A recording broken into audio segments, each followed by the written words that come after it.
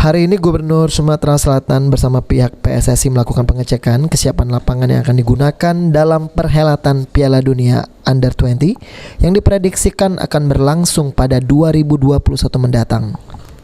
Berdasarkan keputusan pihak PSSI, ada 6 stadion yang akan digunakan dalam perhelatan olahraga sepak bola terbesar di dunia tersebut, yakni Stadion Gelora Bung Karno, Gelora Sriwijaya Jakabaring Sport City, Sijalak Harupat, Manahan Solo, Bung Tomo, dan Iwayan Dipta Gianyar Bali.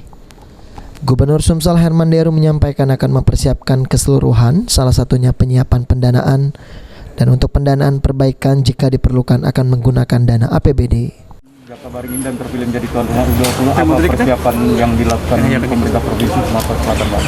Jadi saya ceritakan dulu lah kronologisnya, saya ulang ya, bahwa tadinya kita nggak masuk nominasi karena banyak cerita yang simpang siur, mengatakan misal Jakabaring tidak terawat, maka kita lobby, listrik nggak kebayar lah segala macam, maka kita sampaikan dengan PSSI, saya utus Pak Ucok, Aspro, jelaskan Pak Iwan datang ke PSSI dan melihat ini ternyata berita itu berita yang simpang siur yang tidak bisa dipertanggungjawabkan. Terus kita ternyata masuk ke 11 besar. Nah, 11 besar ini ada tim seleksi lagi, screening lagi. Kita masuk 6 besar yang diusulkan di PIPA. Nah, harapan kita kebijakan PIPA itu adalah tetap 6 ini, ataupun jika direduksi menjadi 4 ya Sumsel tetap masuk, karena ini mewakili luar Jawa dalam kesiapan.